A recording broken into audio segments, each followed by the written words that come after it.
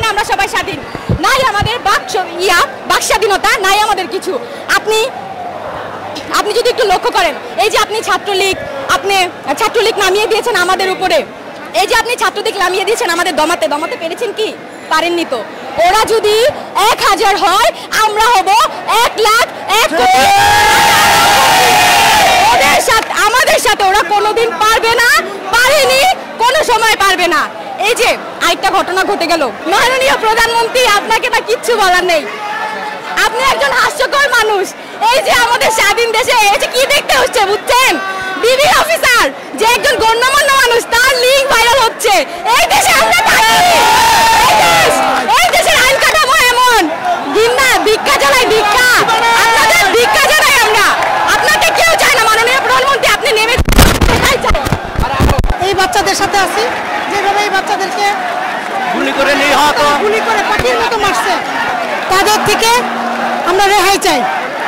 সুনির্দিষ্ট একটা সোনার বাংলা, আমরা সত্যিকার অর্থে সোনার বাংলা এবং স্বাধীন, যেখানে বাক স্বাধীনতা থাকবে, সেটা চাই।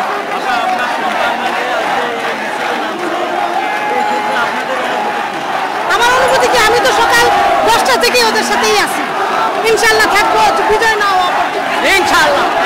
একদিকে আমরা দেখতে পাচ্ছি যে প্রধানমন্ত্রী শিক্ষার্থীদের গণভবনে ডাকছে, অপরদিকে গুলি চালাচ্ছে, কি বলবেন? কি বলবো, কিছুই বলার নাই। উনার এখন একটাই দাবি, উনি গদি ছাড়বে, আর কিছু না। আমাদের এক দফা এক দাবি, শেখ হাসিনার গদি ছাড়বে। Thank you.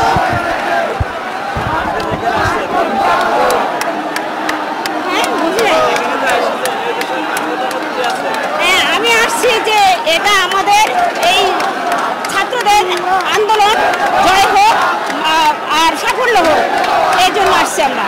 ওদের সাথে আমরা আছি, থাকবো, ওদের বিজয় আমরা চাই।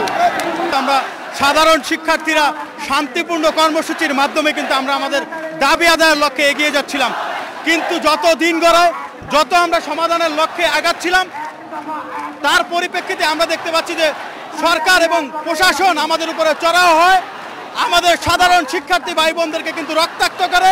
এই রক্তাক্ত করার এক পর্যায়ে কিন্তু আমরা এসে এক এক সময় পরিস্থিতি বিবেচনায় এক এক রকম দাবি আমরা দিয়ে আসছিলাম, কিন্তু সেই দাবি আজকে চূড়ান্ত পর্যায়ে এসে পৌঁছেছে। অর্থাৎ আমরা এক দফায় উপনীত হয়েছি।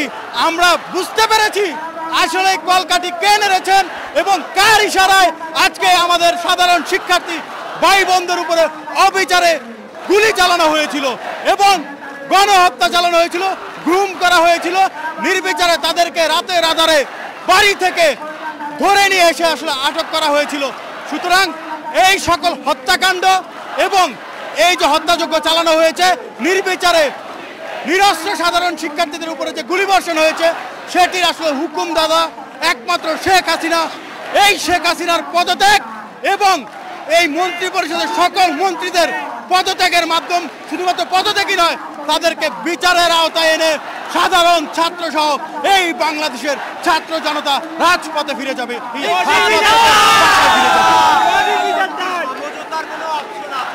দেখুন, এই খুনি সরকারের সাথে আমাদের সাধারণ শিক্ষার্থীদের সাথে যে প্রহসন করা হয়েছে, রক্তের উপরে রক্ত মারিয়ে কোনো সংলাপ হয় না।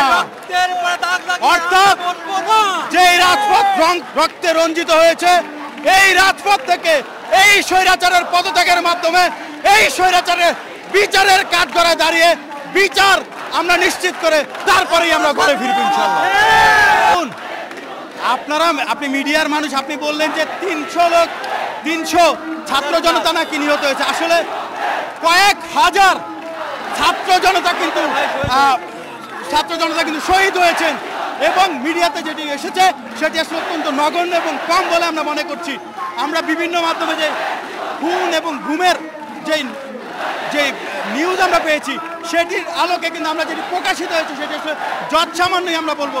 এবং আমরা আরও যে বিষয়টি আপনি বললেন যে এই যে সমঝোতার জন্য ডাকা বা কোনো এই যে একদিকে অর্থাৎ স্বরাষ্ট্রমন্ত্রী গতকালকে যে বক্তব্যটি দিলেন, এটি আসলে হাস্যকর এবং নিতান্তই আমাদের কাছে অযৌক্তিক বলে মনে হয়েছে। তিনি বললেন পুলিশের গুলিতে নাকি কোনো সাংবাদিক কিংবা কেউ নাকি নিহত হয়নি, গতকালকে আমরা দেখলাম তার সংবাদ সম্মেলনে।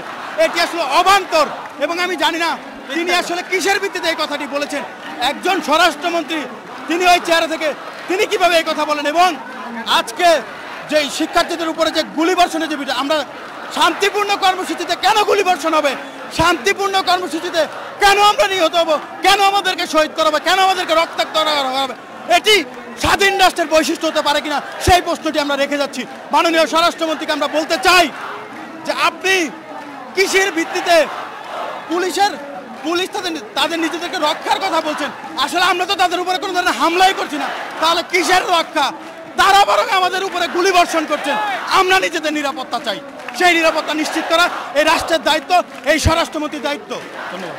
মিডিয়ায় যখন আমরা দেখছি যে এই হত্যাকাণ্ডের ঘটনা প্রচার হচ্ছে, ঠিক সেই সময় আমরা দেখেছি যে তথ্য প্রতিমন্ত্রী আরাফাত সাহেব তিনি বলেছেন যে আবু সাইদের মতো যারা বুক চিতিয়ে তারা নিহত হচ্ছে তারা ড্রাগ এডিক্টেড। কি বলবেন?